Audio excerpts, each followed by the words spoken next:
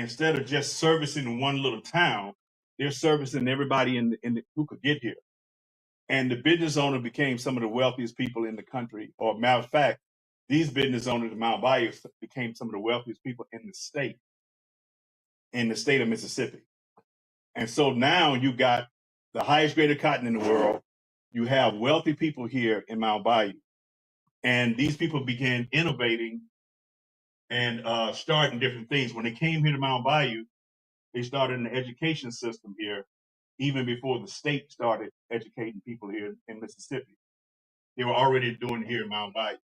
Some of the first that happened here was the first black manufacturing venture in the country was here. It was right across the street here. And it was the cottonseed oil mill. When they opened up the cottonseed oil mill in 1912, it was the largest venture, manufacturing venture for black people in the country. 16,000 people came from around the country to Mount Bayou for the opening of that oil mill. Booker T. Washington came, and he was one of the people that opened it. And so, in 16,000 people in 1912 is a lot of people. It's a lot of people now, but there's a lot of people got on trains and horses and everything like that and came here. So, right after they opened it, the white power structure in the country and in the world boycotted it until it went back out of business. All right? So, but to generalize, there's a lot of different things that happen here. That bank, that's right here, that picture of this bank here, one of the first black banks here in the state. Also, the reason that bank went out of business early on is that they came here, well, they wrote a letter, some people wrote a letter to the Mississippi Banking Commission. There was no federal banking commission at the time. They wrote a letter and says, how can you allow this bank to be opened and running and display 100% assets when those people are not 100% people?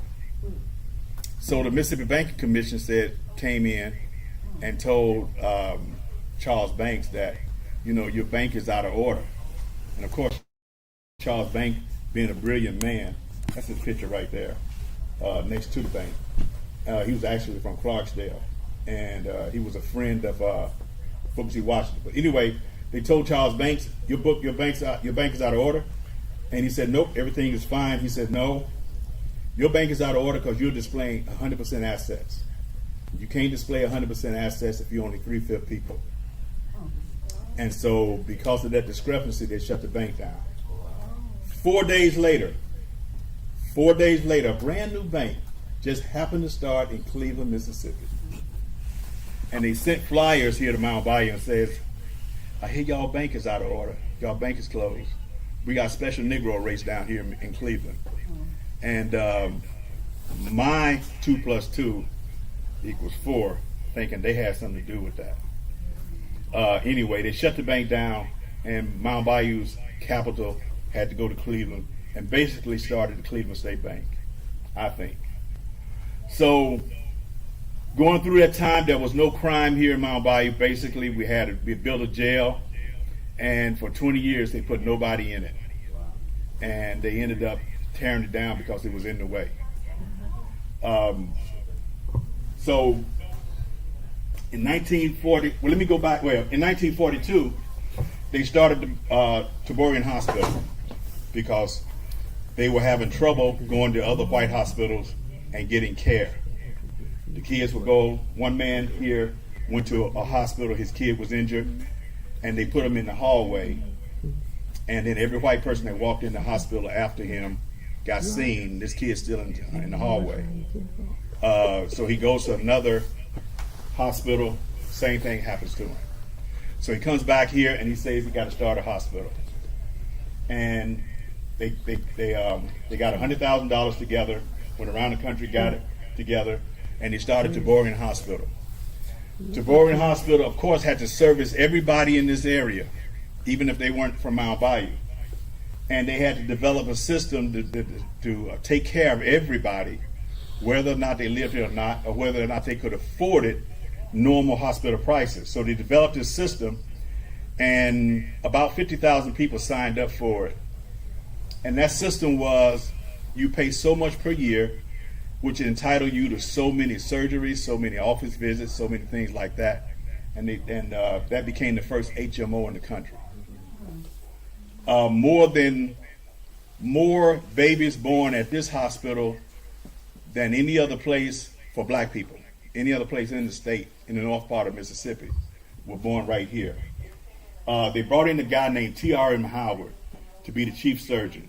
That's an important name because we called him the godfather of the civil rights movement. T.R.M. Howard came here from Kentucky. He's born in Kentucky, but he was the head of the AMA. He comes here to Mount Bayou. He's here for 10, 15 years or so, and he becomes very wealthy here. He starts, he buys 1,500 acres of land.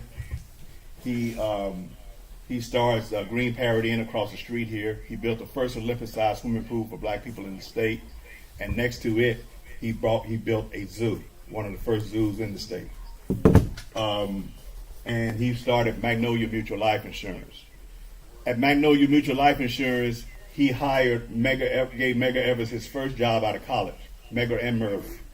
So they start here at Magnolia Mutual Life Insurance, and through his mentorship, he teaches him or sends him out, because Medgar is not only selling insurance, but he's going out and he's getting people, setting them up for the right to vote, giving them information to go voting. And he's very effective at that. T.R. Howard, this is him right here in the bow tie. He's not only mentoring Medgar Evers, he's mentoring Amzie Moore, Fannie Lou Hamer, which is right there in Rouville, and some other one, I think Aaron Henry, some other people like that. But he's mentoring them in the civil rights movement. So in 1955, the very first, in 1954 is the Brown versus Board of Education decision. 1955, here in Mount Bayou, because of the nature of what Mount Bayou was, and it was a free place, 50, or how many people, well, it was the first large rally in the country after the 54 Brown versus Board of Education decision. And 15,000 people came here to Mount Bayou, actually on this land, and they had this large rally. It scared the white power structure so much that in the Indianola that year, they formed a White Citizen Council in reaction to what was happening here in Mount Bayou. But they were consistently having these rallies here in Mount Bayou. And so T.R.M. Howard, he knew everybody. He was the head of the AMA, and he was very well known. He could bring Thurgood Marshall, A. Philip Randolph, and he was bringing all these people down to Mount Bayou. That's why everybody was coming. So in 1955, in Belzoni, Reverend George Lee, who was a good friend of T.R.M. Howard, was killed helping people to go vote. So they killed George Lee. They shot his face off, and or shot part of his lower part of his face. George Lee, his wife, because of what they did to him, had an open casket funeral. All right. Now those people in Belzoni, after that murder, which we think the police was involved in it, they couldn't even make a phone call down in Belzoni, because at that time you had to get on the phone and ask for a long distance operator, and the long distance operator was denied to black folks. So they had to get in their car and drive up here, because we had our own phone system, to make a long distance call. Other places that had situations in other places in Mississippi also did the same thing here in Mount Bayou. Now, we had our own phone system because of segregation, and it served us well at that time. So I think 3 or 4 months later is when Emmett Till was killed. And Emmett Till's killed, and you know that his mother also had an open casket funeral. We believe that came from George Lee. she had to hear about that. So anyway, so Mamie Till comes to Mount Bayou for the funeral because it's the only place that was safe for her. And she stayed at T.R.M. Howard's house. Now Howard's house was right up the highway. It's not there anymore. There's another house there where his house was. But if you go this way, before you get to that bridge, the last house before you get to the bridge on the left-hand side, before you get to going into Marigold, that was a house there. That house that's there now is not his house. But anyway, so he had Megger, and so I'm going to tell you about my father. He should have been here. But anyway, that's him right here. And that's the reason that we ended up in Mount Bayou. Because he was coming, he's from Louisiana. My father's from Louisiana. And through a series of events, he's meeting, he had come here, and his aunt was here. So he was making trips back and forth from Louisiana to here. He had met my mother, and they had gotten married. He's down at Southern, and when he graduates, he's on his way to Chicago. He's going to go pick her up here. He's going to go to Chicago, and his instructor told him, when you get to Mount Bayou, I know you're going to get your wife. When you get to Mount Bayou, go see Howard. So he comes up and sees Howard, and Howard said, I got a job for you. So he gives him Megger's job, because Megger had just left. Thank God for T.R. and Howard, because otherwise we'd have been in Chicago. I think this is better right here. So anyway, so Howard, after all that stuff with Emmett Till, they had a contract out on his life, so he ends up going back to Chicago, and he starts with Jesse Jackson. He starts Operation Push, Rainbow Coalition with Jesse Jackson up in Chicago. So basically, I've gone through highlights, unless you remember some things that I need to say. Okay. All right. So right now, I think that you're ready. Yeah. All right. Huh? I'll let you do it. Okay. So. Okay, I'm ready. AI is taking over the world. I'm trying to tell him he has no business getting into this. AI has no business getting into this. I don't know how he jumped in. But again, that's my older brother. Both of us started this museum mainly because when I came to this school, 8th grade, 9th grade, they wanted to teach me Mississippi history, and they gave me a Mississippi history book, and it didn't have anything in Mount Bayou about it. Nothing. But a little line that mentioned Mount Bayou, and I was upset. I grew up in the 60s with my dad, and my dad was with all these people, Fannie Lou Hamer, all these other people that you probably, some of you older ones probably know about, younger ones may not, but they were all in your area, in the Ruleville area, in the NOLA area. And so these people were so important to us.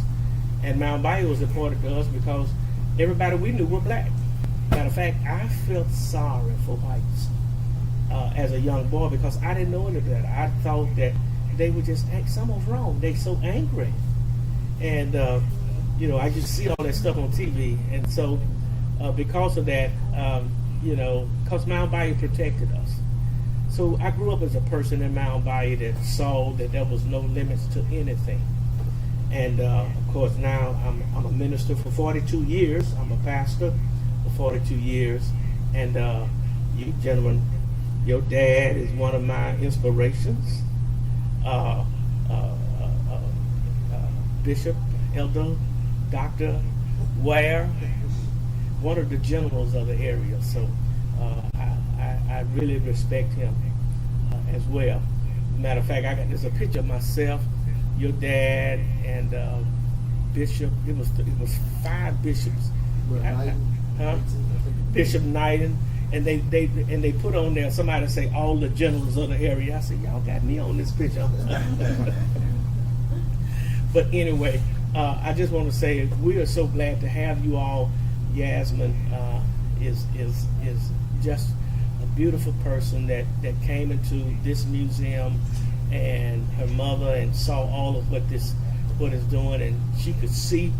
Let me just tell you, Dad, y'all planted in her some powerful stuff, and we would just want to say that before she even gets up. But one thing I noticed, that if a person can see past what they see, and that's what I saw in her, somebody who could see, a person who has vision that can see way beyond what you see right now, those are the ones that we know are leaders. God didn't put that in everybody, but we know leaders when we see it, and she is a leader. And I watched her when she came to Washington, D.C., when we were in D.C., and how she moved around with all of those people. I had a shaking hand with somebody that ran something really big. I can't remember who it was. And she shook her hand and said, Did you get my note? I sent you a note. She didn't ask me that. I knew then we had somebody there. So anyway, I just want to share with you all that we're excited about having her, our history in Mount Bayou. But I want to, and then did Dad say he's coming over? Mm-hmm. Okay, so she's connected with my dad, who's 95 years old. This was his desk typewriter chair as well. With after Medgar Evers left, Dad took the office and he brought the office home, and so we grew up with the office and didn't know it was Medgar Evers stuff. So my dad has his old poll tax receipts. Those are the types of things that he kept. So he was keeping for the museum, and so we're glad of that. Feel free to look at the museum after Yaz do her presentation. On the other side, the Till movie, people came in here and built the other side. That's why we had to take some of these things in this room that was on the other side, and then we had to put other stuff up. But we brought these and put these in this room because that was on the other side. And the Till movie people said, no, we're going to build the other side. And they did. So we want y'all to go over and look at it after this. Look at the other side as well. And so anyway, I'm going to bring Yaz up because of her work that she's done and has taken her all over, the United States? A little bit. Well, I'm going to say it like this. I'm going to just start naming some places that she's been. Give me some states other than Washington, D.C. I went to Chicago. Chicago. Where else did I go? Where did you go? I think that's the only other place other than That's the only place that you went? Oh, Boston. Oh, I said Yeah. that. She's not even remember. Boston, okay. Illinois? She's in Mississippi. See, Yaz, she is just about as humble as she can be because she's around her kinfolks. I asked her, I said, you got all your kinfolks here. Are you nervous? She said, yes. That's because she is with her relatives. But I'm going to introduce her, Yasmin, and you come, and whatever you want me to do to make things good for you. I'm so proud of this young lady. And then I have a special something for you. I'm going to sing happy birthday to you. Because I got to clear my throat. Is that okay? I'm going to clear my throat. I'm going to sing happy birthday to give it to you. Hi, family. So I spoke yesterday. I'm so thankful for y'all in general. And it's also, again, just a surreal moment. This is a place where I've spent, I guess, over a year just learning about the history of Mount Bayou before even getting started on the project. It began as a podcast for my series, Yasmin's Warehouse. And then it developed into a documentary because we ended up getting video footage that was just so nice. And it was so amazing to see people speak about a town that means so much to them. Something that I didn't touch on yesterday that I really want to highlight today is that learning about the story of Mount Bayou really changed how I felt about being a Mississippian, because I guess in the history books we learn about, of course, like slavery and all the horrible things that African American people have been subjected to for hundreds and hundreds of years. And I think Mount Bayou was a shining light of a group of people who came immediately from slavery and were able to prosper and have their own businesses, and become a safe haven for other people and to empower the rest of the community. And so what Reverend Darrell was talking about earlier, having a vision, I think for me, it's not necessarily too much looking to the future, but looking to the past and seeing what was already done and figuring out how we can bring that back in a way that's sustainable. And again, bring more people here to Mount Bayou, to the Delta. There's so much amazing history here, amazing people. And I think sometimes people want to learn and they want to invest, but they don't always know the most ethical ways to do so. So that's something I want to help in as well. And something that, well, when I went to Chicago in, what was that, August, September, something like that, yeah. I was able to interview this wonderful woman. Her name is Miss Edith Renfro Smith, and she's 110 years old and related to the founders of Mount Bayou. And I had the amazing opportunity to interview her, and I met a professor that she's working super closely with at the Mount Bayou Museum. It just happened by chance. Like, I came with a friend, and from there I was able to go to Chicago. And something that she told me, something that she told me and something that resonated was no one is better than you. That's what her mother told her as a young black woman in America.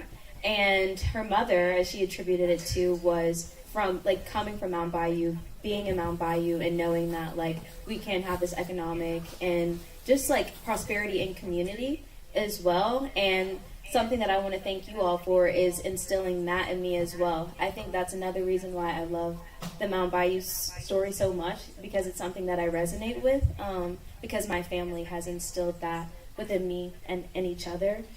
That no matter where you are, you can always grow. So I'm so thankful to y'all for being such great role models, from, you know, learning about my papa's story, about how he was a sharecropper, but able to go on and do dentures, and then, you know, got a neurosurgeon, dentist, like, yo, it's so cool, like, you know, and I think that's something that I want to share with the world as well. So just thank you guys. I'm going to play this, and it's just a sneak peek. We'll have a premiere next year, and I'll make sure to tell y'all, and yeah.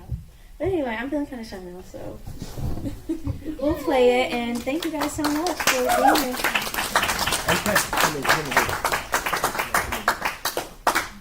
All right. And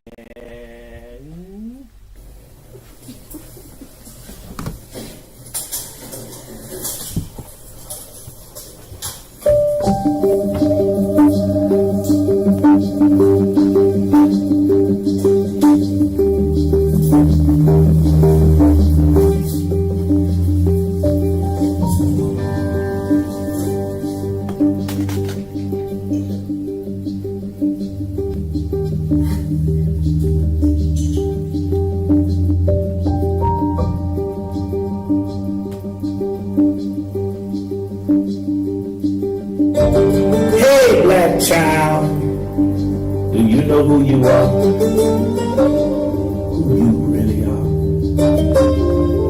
The rest of that poem would be one. Because the only thing I heard was, hey, black child, do you know who you are? That was so deep to me that I never went past that. That's what we want to teach everybody. And that's what my whole push is to say, you got to know who you are.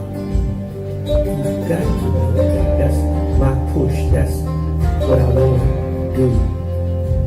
In order for you to go anywhere, you got to know who you are. The people are pushing to keep us from knowing who we are. So when the greatness came from Africa on a ship chained up in shackles and placed together like animals, greatness still was greatness.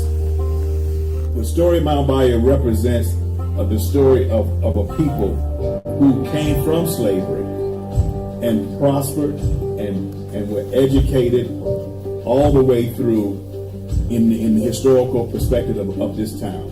And so we think that all Americans should know about Mount Bayou. But they don't tell you anything about the history of an old African American town in the country. One of the first in Mississippi. But they don't.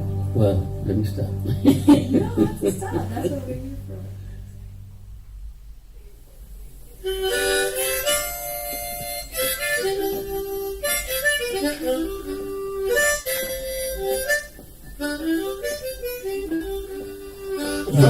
Some of them are already over there. Okay. All right. So what I'm going to do is let you introduce Yasmin since we also he wants to introduce Yasmin to you. Okay, so I thought it was a good idea. Yasmin was here. Yasmin is here. This is Yasmin Ware. And Yasmin Ware is from Ole Miss, University of Mississippi. And a few months ago, I think maybe October or so, they had an award, the first James Meredith. It was the James Meredith Community Transformation Award. And so, let me just tell you what I think about this story. Y'all correct me if I'm wrong. But that's Mom over there. And Mom comes to the museum, and she likes it. So she goes back a few days, she goes back home, and she tells Yasmin about this museum. And this award, the application for this award, tell me if I'm telling this right, but the application for this award ceremony, this is the very first one, James Meredith Award, and the application for it was coming up right up. And so they thought, you know what, a good place to write this for this award is about Mount Bayou. So she writes it and turns it in, and then she wins the very first James Meredith Award. And so it is for a podcast that she's doing, and it's going to be about Mount Bayou. She's legendary now because she's the first winner, and it's about us. We legendary too. And so, and I just thought it'd be a good idea, it'd be cool to introduce her because she's a trailblazer, groundbreaker, all that good stuff. And if you want to say anything,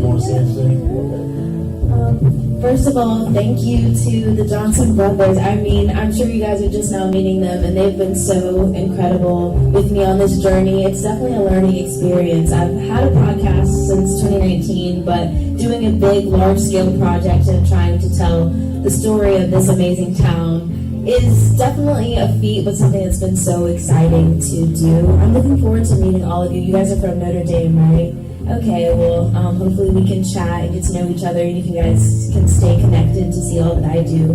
But yeah, thank you all so much for sharing the story, even what you do apart from my series. It really means the world, and I really appreciate the way that you're grounding these narratives, because otherwise who would? So thank you for all that you do, and I look forward to meeting all of you guys. Thank you.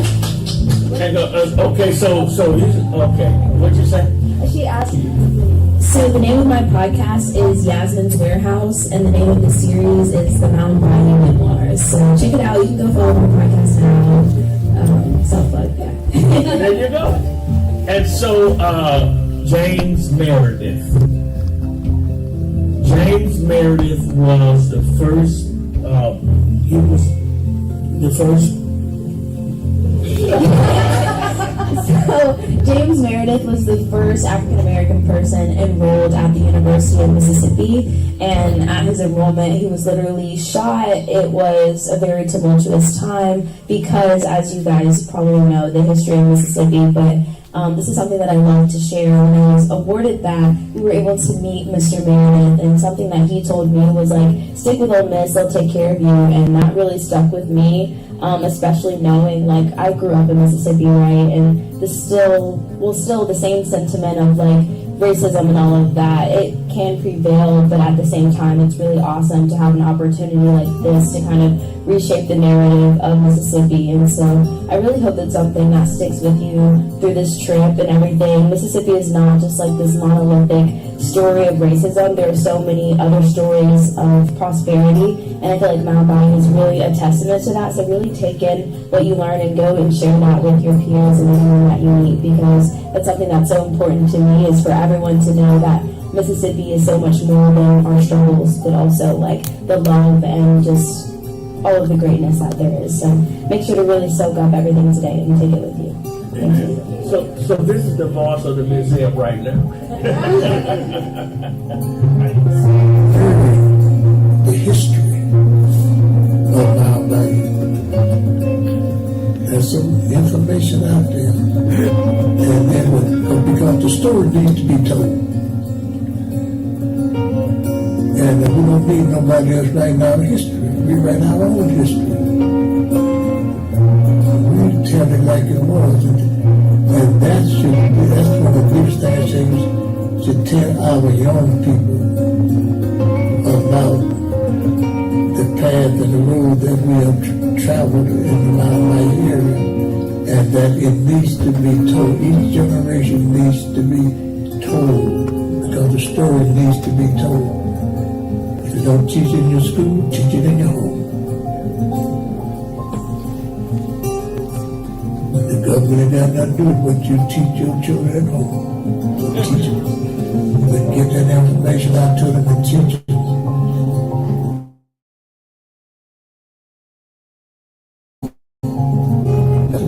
One way that I said the legacy can be carried on, but got to tell our children, children.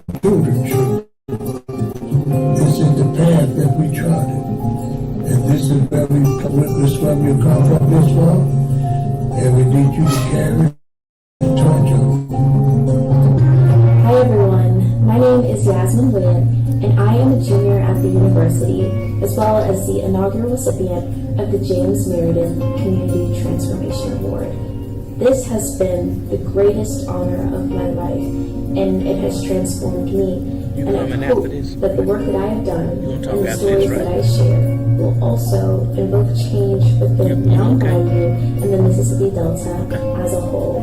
I want to thank the selection committee for believing in me just a year ago, my family for giving me continuous support, and all of the incredible people that I've met along the way, my interviewees, and everyone who has believed in this project and have spoken and shared their story.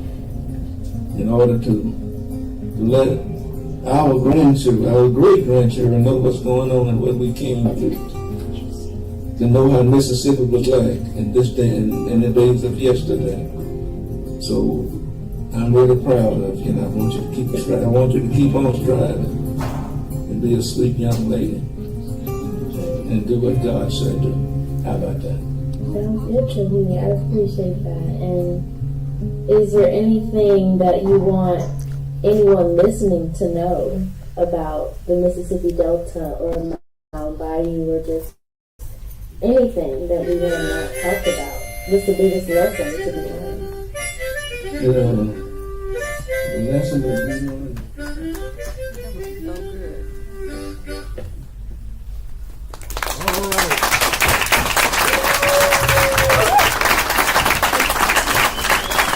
What y'all think of this? I think that is 100%. I think that's let me stop things now. It is important when we examine our... Okay, I believe you. So I think this is, what she's doing is going to be a great deal. And so I'm just applauding all of that and her finished work for that first time the James Meredith situation. I think that was this home run. So let's give her another hand.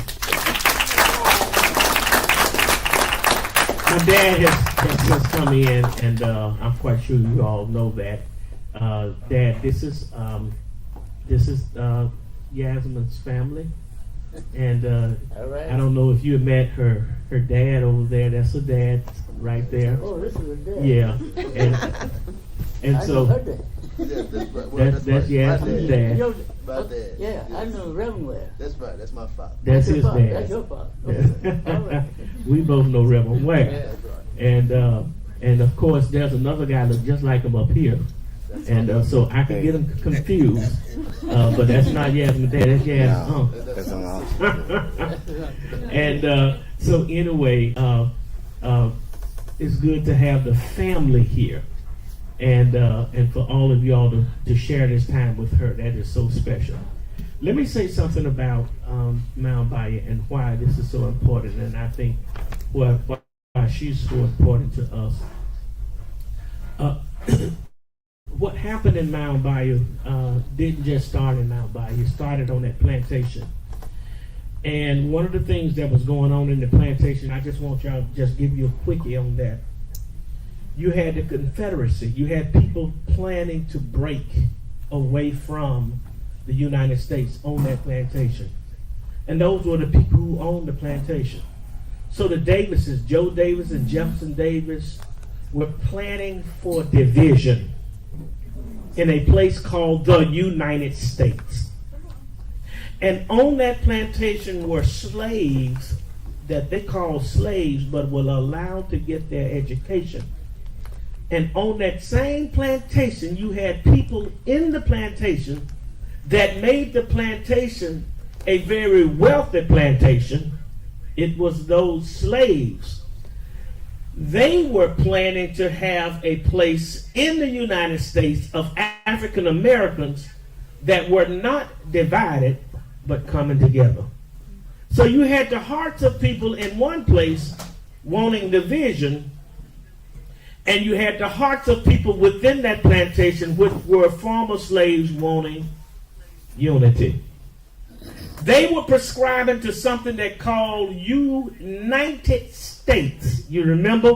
One nation, under God, indivisible, with liberty and justice for all. That's what you had. And so you had that, and they were prescribing to it, while these other people were being sheep, and the other ones were being goats. And so we see the same things that are happening today. We see those types of things happening today, those spirits coming in today. But what happened in Mount Bayou, I just want to say they did it right. And in the darkness of Mississippi's past, there was a place that became a sanctuary city, and it was because they did it right. What is right is love and unity and forgiveness. What is wrong is pride, division, and doing it my own way. The Bible says pride comes before destruction, and a house divided against itself cannot stand. So I'm sharing with you all, Mount Bayou had a great, great foundation, and we are glad to have been a part of that. Dad, you want to say something? If you don't, Well, I didn't even look up. I do better than that. when I look around, many of the people here that I know and some I don't know, but you know, I could say so much, and I don't. I know I don't have time to learn about here from in the Nola. And Reverend Ware was my dentist. And he took care of me for many, many years. But also, many of you might know something about Delta Housing Development Corporation. One of the beginning members of the Delta Housing Development Corporation. Actually, I don't want to go through the history of it, but I want to share a little bit about things that you might already know about. Delta Health Center in Mount Bayou, Mississippi. Many of you know about the Delta Health Center. I was working for Delta Health Center when somebody told them that through Delta Health Center that they need to know the area that tore up there, and Washington found out about it, and they wanted to do housing. So they came by to see 3 houses that I was doing with Delta Health Center.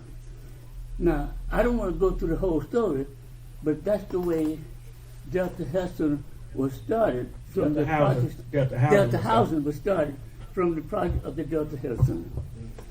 Now, let me just tell you a little bit more about Indianola, because back in the early 80s,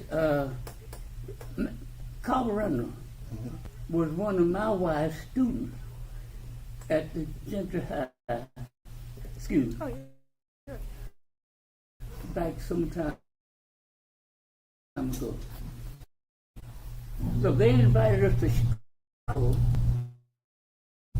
Now, I don't want to talk too much about that, but when I look around and see the family and see you all looking at me, many of you know me and some I don't, but I just wanted to share the fact that I've been through Indianola and Delta Health Center right on the corner of Delta Housing. Delta Housing. Delta Housing, Yeah. 448, and that's our office. And I don't want to say anymore, but well, the other thing I want to say, when Yes. Yasmin came to me, and she was asking me about a little song I dedicated to her, and it was for her. All right. It was a song in the documentary.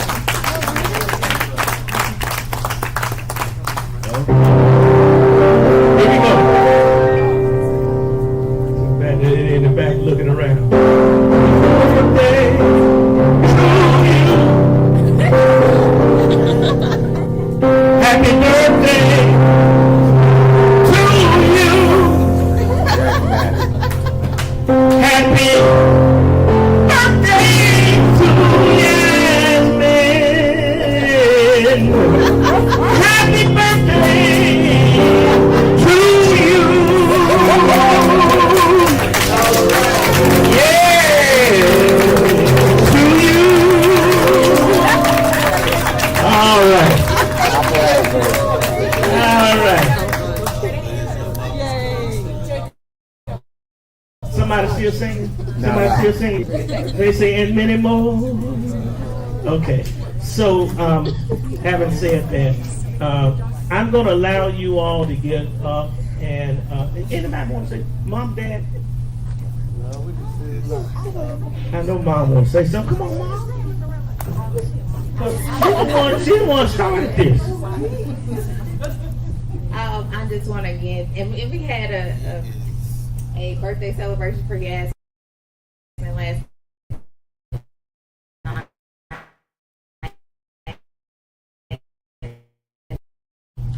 What she said is that us being from Mississippi and the Mississippi Delta, we hope will transform lives and give a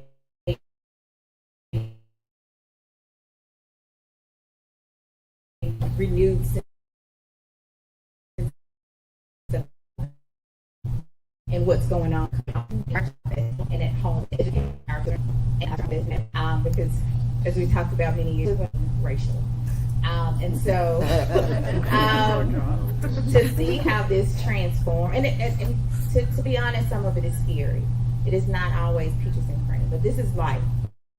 And so we've taken this opportunity to highlight some of the things that have happened, such as slavery, and like Yasmin mentioned, things that were not so kind that happened to African Americans. But to not know this story, I thought was pretty devastating, to be 20 miles away in Indianola, because when we know our history, we can change our future. Because when we know where we came from, we can kind of navigate where we're going and not feel so helpless. So in the midst of everything that could potentially happen in 2025 and beyond, just remember that we have each other, and what was done before here in Mount Bayou, if needed, can be done again.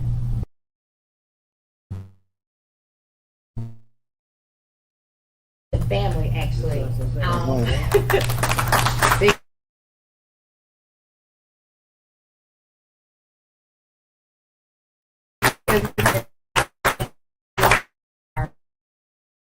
She enjoys coming to Mount Bayou. Her 21st birthday here in Bayou just brought it all together. And they've invited her as a student and as a young lady. So thank you guys so much for your guidance and just being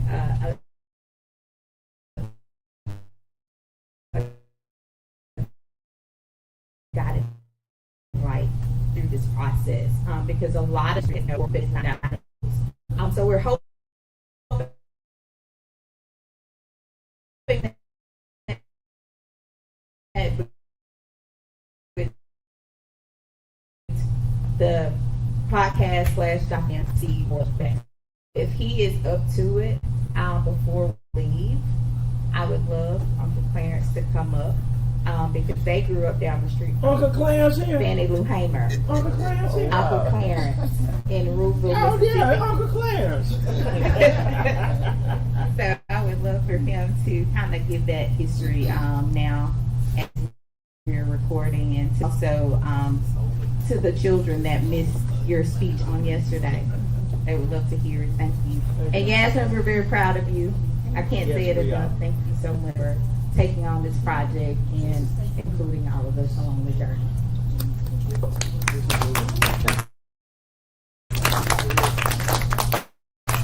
I like to say praise the Lord, everybody. Praise the Lord. Well, praise him. See, because it's only by the grace of God Yes, sir. that we survive. Mount Bayou was a special place, but the rest of us had to live too.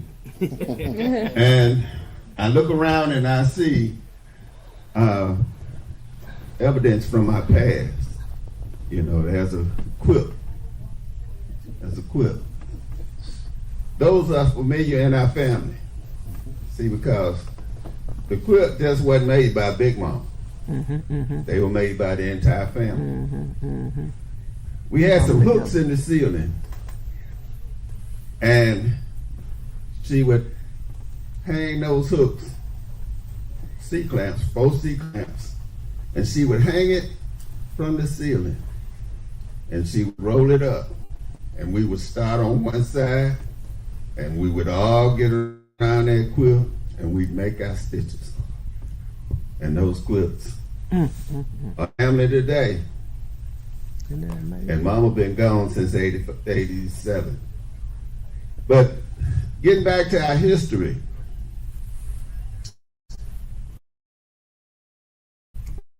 our family started in the Great Area.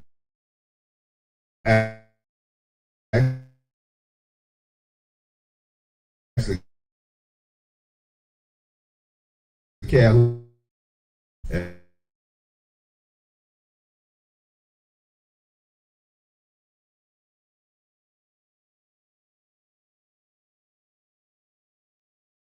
And come to and moved to that of his sister.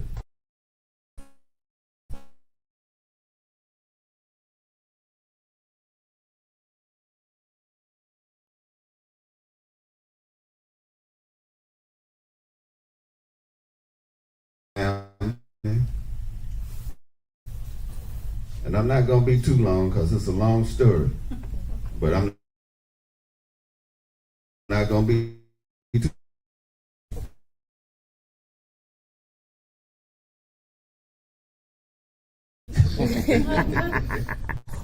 and there was a brother I wanted to tell a story, but Dad and them call him Lage.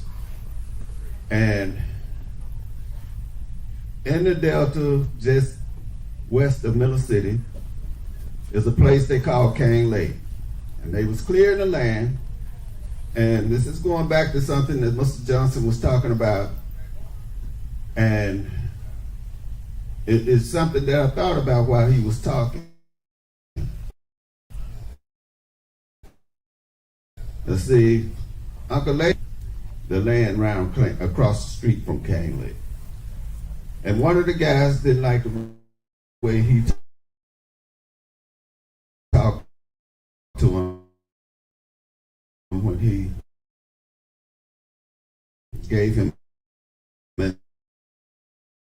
instructions on what to do.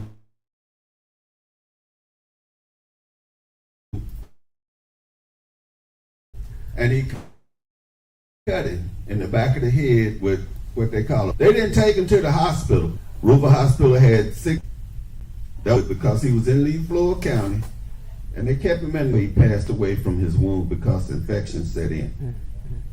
But had they took him to the hospital, his wounds could have been treated, and he could have been healed. And I get to thinking about dad rather than his parents, because of course the technology didn't exist then, but it may not as well exist now because we're turning back the hands of time, and we don't give reproductive health to the women that we should be giving them.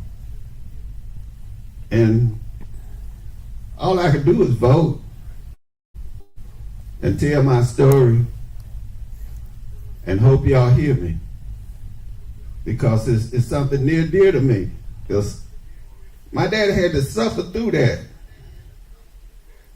and he wouldn't have had to suffer through that.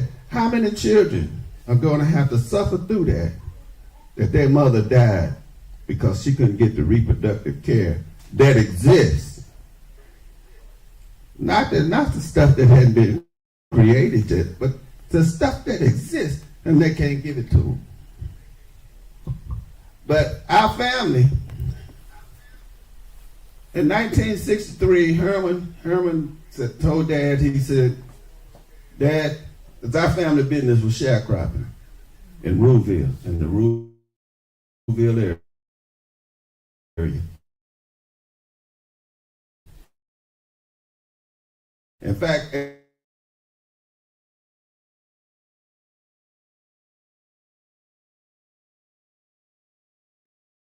museum, that was our field. That's where we went to work. And you see that cotton on the wall back there? You look at my nails above my nails. You see they black. That's because them cotton burros cut them up and left their mark 60 years ago. But they're still there. It's still there.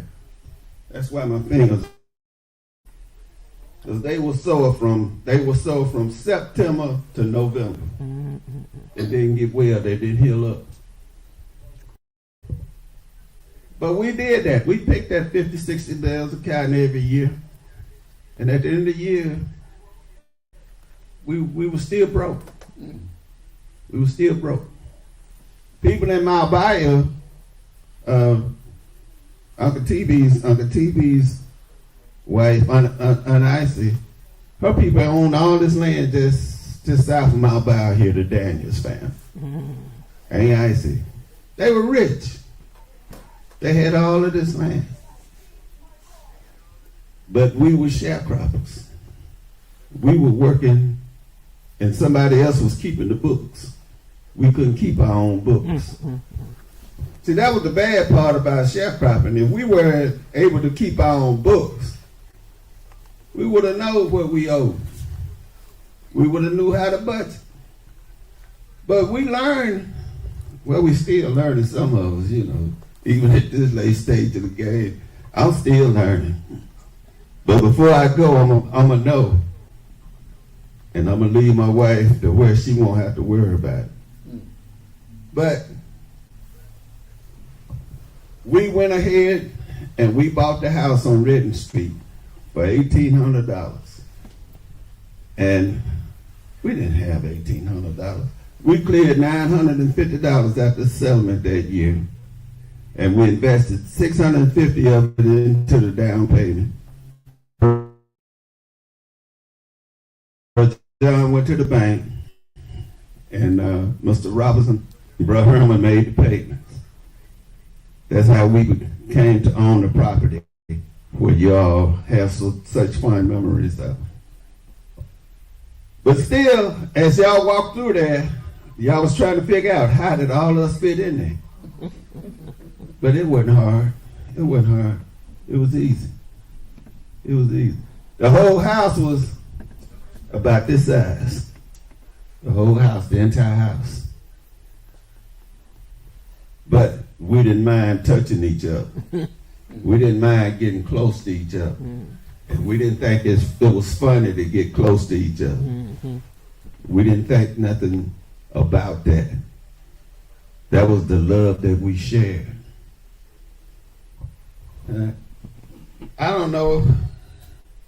I said I wasn't going to be too long, so I ain't going to be no lying preacher. And I thank God for the opportunity, and I thank my niece for the work that she's done. And one thing I want to tell y'all is when the people on that plantation was doing what they were doing, our great-granddaddy escaped. And when President Lincoln signed that Emancipation Proclamation on November the 1st, 1863, our great-granddaddy, my great-granddaddy, Albert Ware, enlisted in the 51st Colored Troop of the Union Army. And the 51st Colored Troop, where he enlisted, is a place right across the river from Vicksburg called Mullins Crossing. And when he enlisted and that troop formed, they started climbing that hill to Vicksburg. After they succeeded, they continued to march and joined up with General Sherman all the way to the Atlantic Ocean. After that, he stayed in the military and moved to Texas. And so that's how Grandpa came by living in Texas. But from our humble beginnings, we have you and all of our children. I love you all. Thank you. And thank you for the opportunity. No, thank you for that word. Thank you for those. You know, it's important that we all learn our history, and thank you all. It's so precious when family come together like this. So what we're going to do again is I'm going to allow you all to just enjoy yourself in this museum. We got a lot of different things. I'm going to tell you the guy that brought this collection here, Dr. Alvin Simpson, who owns the collection of the artifacts.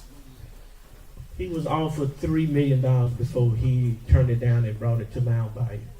We are so, so grateful to him, as well as other collections. You will see a Steve McNair collection in that room. You will see the body of Emmett Till. It's in there because we don't have enough room to put it in places that we want to put. But that body that they made for Emmett Till, for the women of the movement, it's the one that was raw. It was like when it came out of the water. This one in this room back behind me is the one that they displayed in the movie at Roberts Temple Church at the funeral. And we also are mimicking the casket and everything. And so we're looking forward to making that grow as well. And I don't know if you all also know about some of the people that came through Mount Bayou, some of the different singers and all that. But I don't know if y'all know that. Know some of these folks. Y'all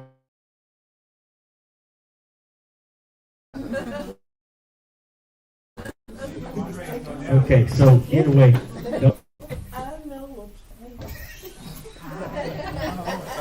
Some of you have heard of the blues singer O.B.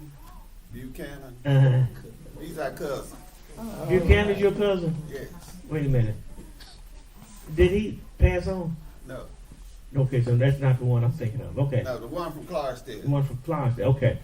All right, so there's another blues singer named Buchanan from Mount Bayou as well. So this is O.B. from Clarksdale. Okay. So these people made us tell you the also in this very room, as you go down in that other room, there's a songwriter that wrote a song and tried it in that room first. Tried in that room, and that was this song, and it's spinning on my phone. So y'all, okay, that one was written and tried right back there.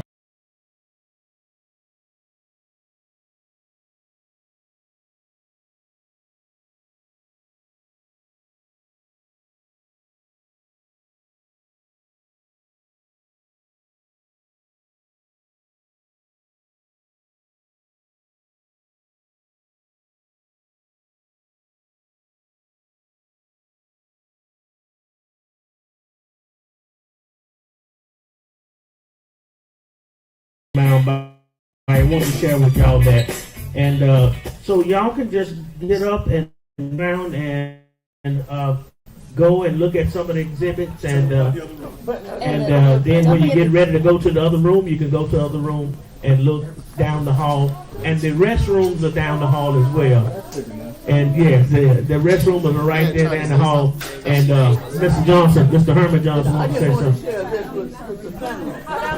Dad, you have to come get this mic. Dad, you have to come up and get this mic. Oh, no, I just wanted to say that not only was Reverend Ware my district, but he was also my friend. I went to Delta State to graduation of Adrian, his son, who is a preacher in the Jackson now.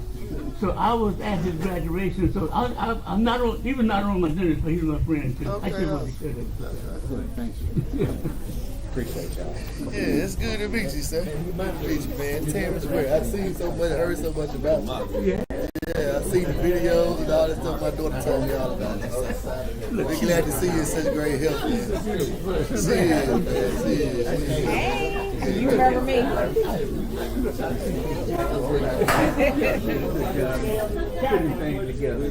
Thank you. Yeah, but I've been knowing Reverend Ware. I remember he was working for Dr. Packer.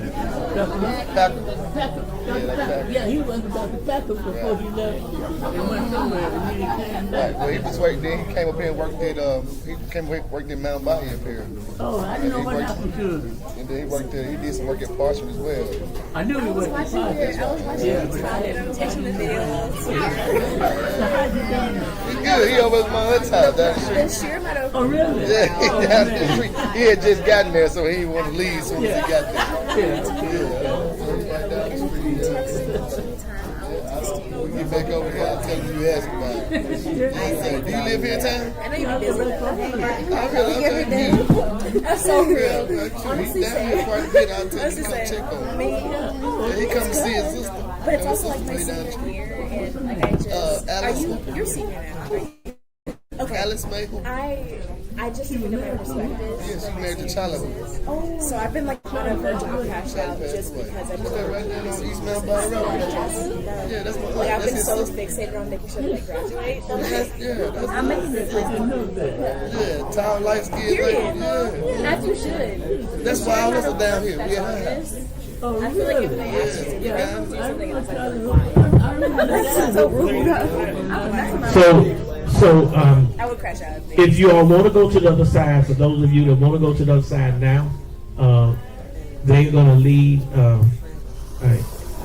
a group over there to the other side right now. And when you get over there, Mickey, when you get over to the other side, Miss Ware right here, Miss Ware right here, she qualified to even show them that side. I told her. But anyway, y'all can go to the other side if you want to.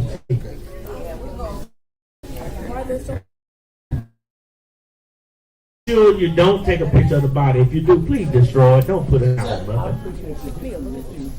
Other than that, you take a picture of everything except the body. I forgot to tell you that.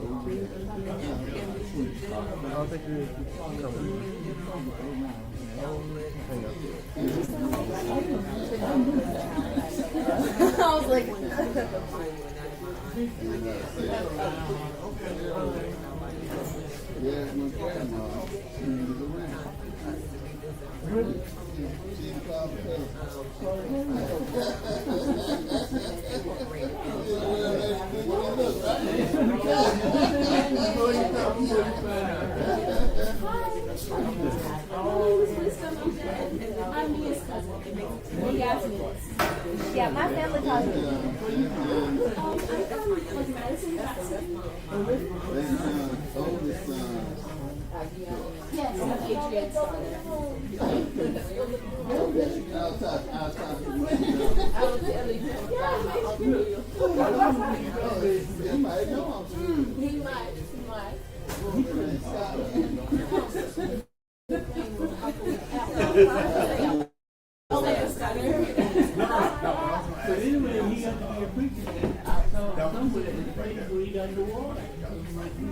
Yes. Yes. Well, who is Adrian now? He's still preaching. No, he's not here. I came here with his agent. Yeah.